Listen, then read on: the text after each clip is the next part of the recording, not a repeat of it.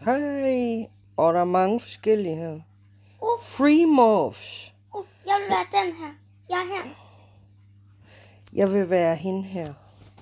Hvem? Ikke den. Joy? Ja.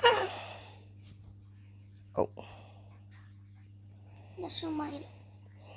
Okay, og så... Skal man herover? Det var alt for stort, det der. Sådan der. Her plejer jeg sådan at gøre sådan der. Fordi så kan man styre det. Du må skal lige vente på mig. Ja, jeg skal nok vente.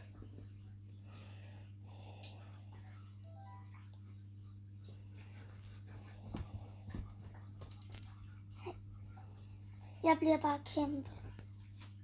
Fordi den kan hoppe højt. Nej, jeg mister kun lidt damage.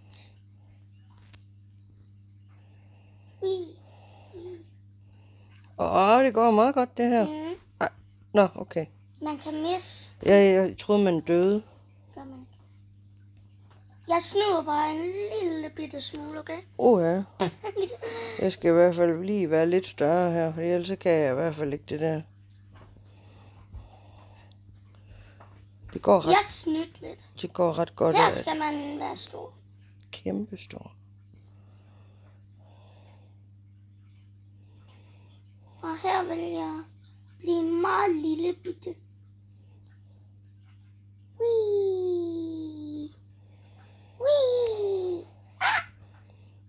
Så bliver jeg bare stor. Vent lige. Mine øjne. Nu kommer jeg. Her skal man...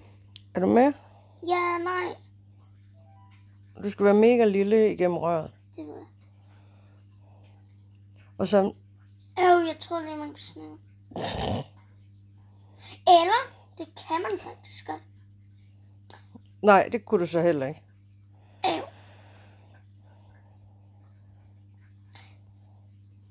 Kommer du videre, eller? Det ved jeg ikke. Du skal gå ind igennem røret. Det ved jeg. Og du skal være lille for det.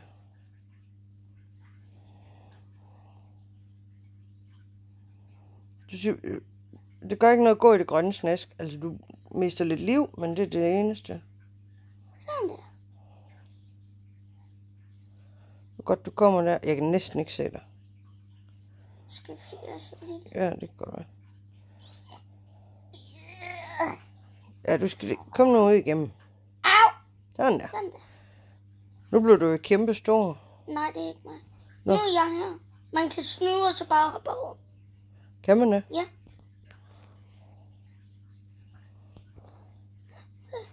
Ja, okay. Man kan snude. Alligevel lidt større. Ups. Det kan man ikke. Man kan snude. Hvor går du hen? Der. Ej, du gik ned på siden af den. Ja, se, man kan være hernede. Ej. Så kom ned. Det er meget nemmere. Ja. Her er det nemt.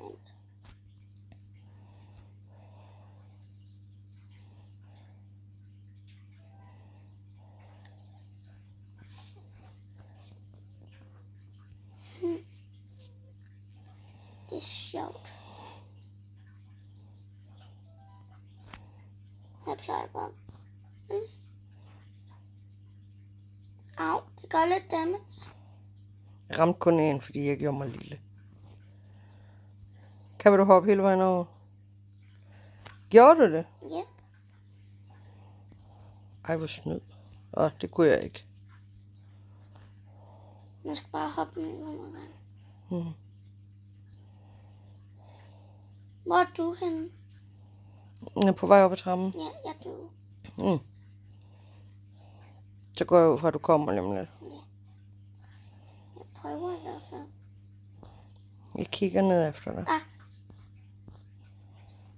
du se mig? Ja, der. Du faldt ned igen.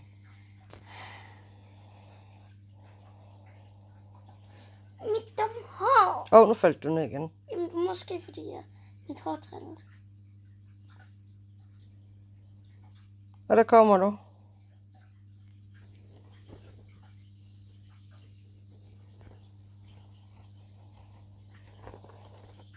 Yeah.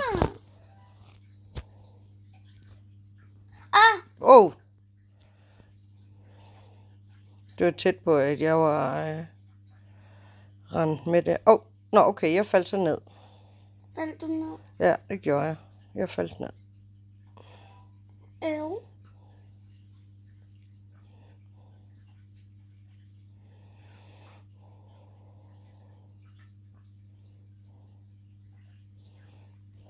Sådan ja.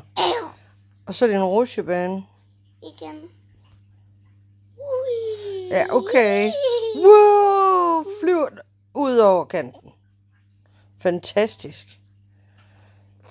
Hvad så hvis det er? Hvad hvis jeg er mikrolille? Wee. Hvor er du henne? Jeg kommer. Wow, det går fuldstændig amok. Nej, vent lige. Bliv i den der start. Nej, bliv mega lille. Hvorfor gør du henne? Ja, den lille blå plet. Nå, men bare bliv nu med. Må jeg gerne lave snydestrækket her? Eller vi kan bare... det kan vi. Så stor er vi ikke. Så stor. Jeg laver snydetrækket. Det. Mor, jeg laver altså. Okay, den første, det er den gule, Elektra. Og så grøn. Og så rød. Tror jeg. Sådan. Så skal vi være kæmpe store. Igen. Så skal vi være bitte små. Eller vi kan bare hoppe. Og så skal vi være kæmpe store. Og så skal vi være bitte små. Sådan her. Så. Bitte små. Jeg døde, fordi jeg er dum nok til at gå over kanten. Jeg kunne se dig.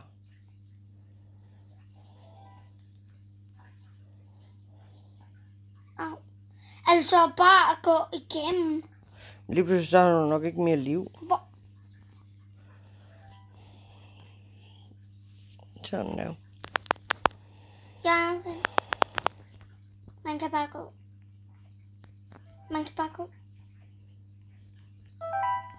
Money. Jeg faldt ned. Der var en ny sky.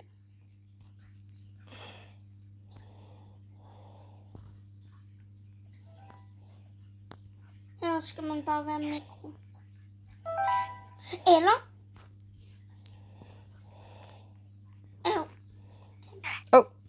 Jeg splattede lige ud.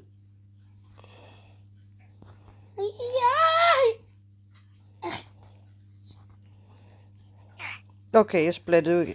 Okay, jeg er sygt dårlig til det her, har jeg lige konstateret. Nej, det er fordi, at man glider meget nemt, hvis man er lille. Bolsjer. Der er lille mor. Ja. Jeg fandt en ny sky igen.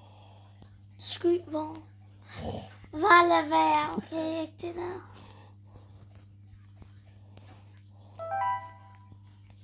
Okay. Vi skal ind i en hejmund. Ja. Og du løber bare igennem. Ja. Kan du ikke komme ud? Nej. Hvis man gør sådan her. Kan jeg ikke. Ja, så skal du gøre det lille. Er nok ikke så lille. Man kommer ud af røven. På hegn.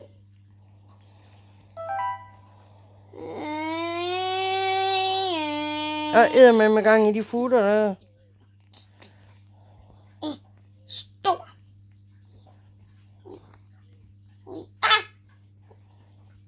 Jeg sidder fast her indenunder.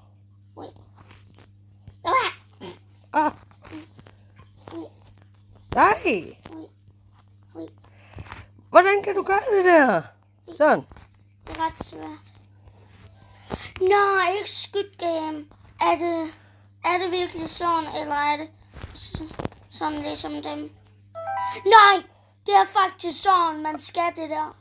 Okay, først så er det den her side her, og så falder jeg ud over. Så er det den, Ja, det er først den derovre. og så rød, Det tror jeg. Ja, og så er det min tur. det er i hvert fald ikke rød. Så grøn, Rød, rød, hvis der er sådan, jeg kunne komme Rød. derover. nej, Nej, det var ikke grøn, rød, rød, fordi jeg prøvede nemlig også rød. Jeg vil Grøn. gerne lige være lidt større her. rød, Grøn, rød, så må det jo være grøn. Så prøver vi rød. Ja, og grøn. Nej, Okay, hvad er det bagefter det her? grøn, Og så, og så er det rød, og så er det rød. tårn. Jamen, jeg tog den grønne, og der kom jeg ikke igennem. Kan du nu huske det? Så grøn, rød, grøn, rød, rød, færdig. Og en ko. Jamen, man må prøve. En hest. Venlig. Gilap, gilap, gilap, gilap, gilap, gilap. Og hvad skal man Nej, have? prøv at se. Gilap, gilap, gilap, gilap, gilap, gilap. Og så er der grisene her. Ej, så skal man bare lige glide ned af sådan en mudderpøl her. Eller lort. Nej, man skal faktisk gå. Ja. Ui. Man kan godt være... Og Men, jeg havde ikke lige set, at der var huller imellem. er du snu? Er du snu? Nej. Ej, så selvom jeg gjorde mig større, så kunne jeg stadigvæk ikke finde ud af at hoppe. Jeg er da sygt dårlig. Altså, til du det her. ved godt, du ikke hører hop, hvis du er kæmpe stor. Nå, okay, så hvis jeg er kæmpe stor, så kan jeg bare gå, eller hvad? Ja. Ja. Okay. Det gjorde det noget Nu nemmere. kommer kæmpen.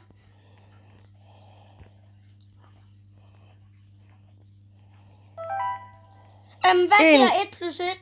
Det giver 2. Hvad giver 10 plus 10? Nej, 10 gange 10.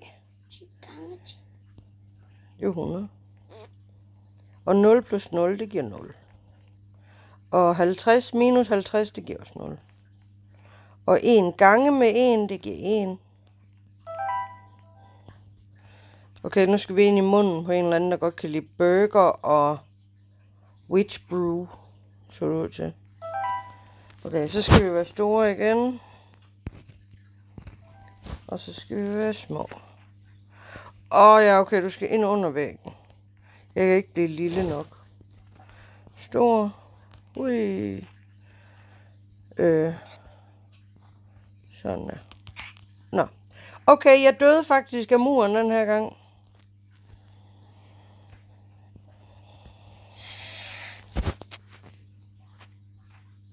Jeg kan slet ikke blive så lille. Men, Så jeg rammer med hovedet. man kan det ikke, det her. Nu sidder jeg fast i, i jorden nu. Prøv lige at se.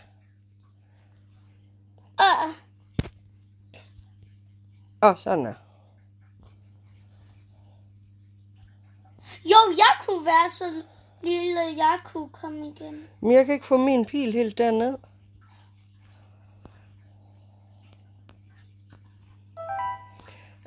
Okay. Lille. Lidt større. Lille smule.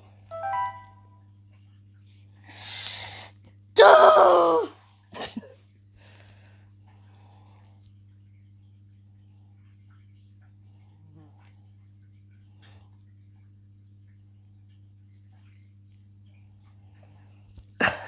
Au. Og så fandt jeg ud af, at hvis du sådan har den lige der, eller sådan noget, så er det ret nemt at komme ind igennem. Fordi så kan man nemlig hoppe sådan højt nok. Sådan. Fandme også på tide, det der. Du er helt derovre. Ja, jeg står og venter på dig. Jeg skal... En lille bitte.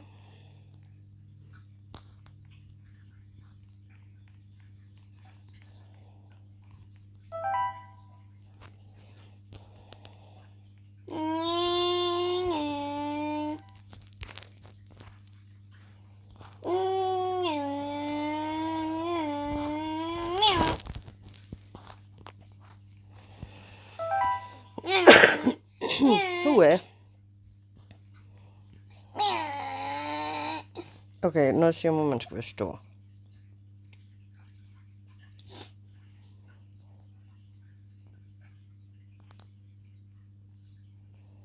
Mor. Mm.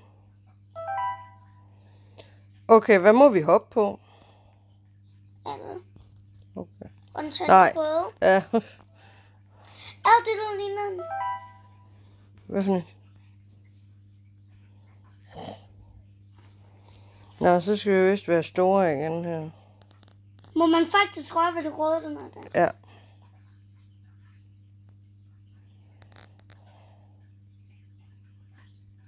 Jeg vil ikke røre ved gul. Og der er nogen, der så fast. Nej, det er nogen, man skal op på. Ja.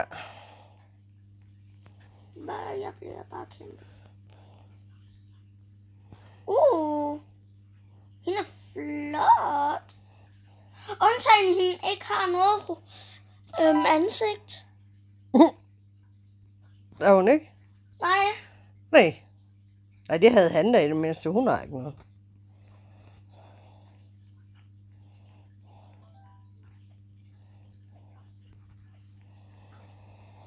Store igen. Og så skal vi ned og være små igen. Nej, jeg faldt ud over. Belastende.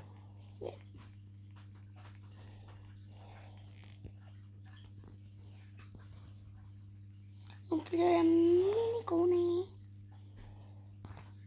Okay, jeg sidder fast hernede. Sådan der. Det er godt faktisk en lille smule ondt, det der. Der er kæmpe store edderkopper herinde under. Ja, jeg er. Æd med røde øjne. Okay, men det, Man kan være oversynget. man får skade af at røre ved edderkopperne. Hvor klamt. Jeg var oversynget. Det... Mor, Jeg skal Mor. herned. Ja. jeg sover lige. Mi. Jeg er ude over, at du sådan lige bare står op i sengen. Hvad skal man her? Du skal ned igennem. Du skal være lille nok til at komme ned igennem. Man mister også stemme til at komme herned. Og det så jeg ikke. Men jeg lavede mig heller ikke helt lille bitte.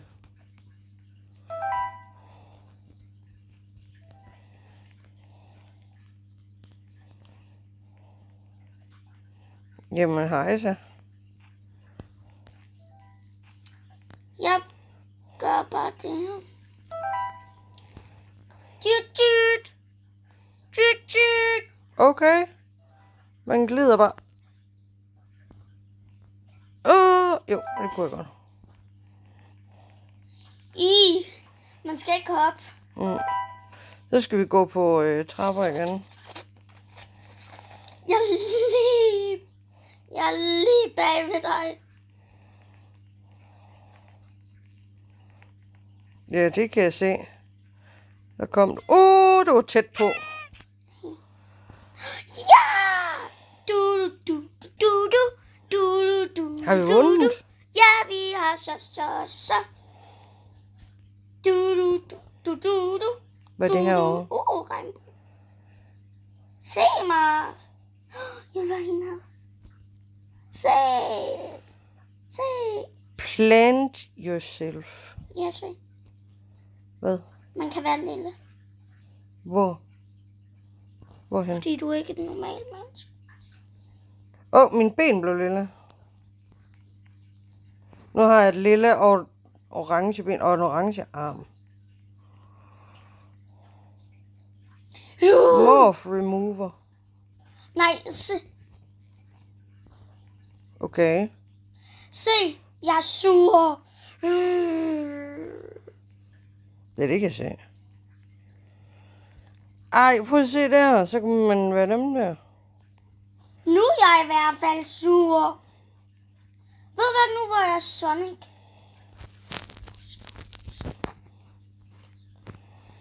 Jeg er sådan en her nu. Ej, se. Jeg laver lige noget jut. Se. Hvor er du hen? Der.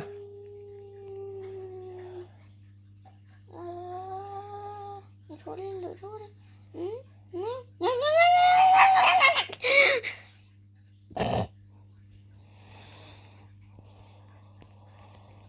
det være Kim.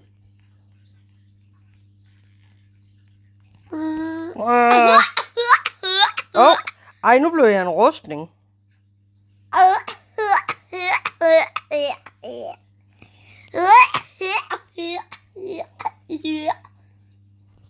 Se mig. Hvor er du henne? Seriøst? Filerne er sket med Sonic. Er det sådan, han ser ud, når han er stor? Se mig. Se mig. Vi skal lige ned og blive almindelig størrelse her. Eller lille størrelse. Se mig. Både dine arme og ben sidder fast sammen. Og sådan der, så har du en krop. Normal. Jeg er så stolt over. Mor, skal vi ikke spille noget andet måske? Jo, det tror jeg. Jeg tror, det her, det var den bane. Jeg går ud.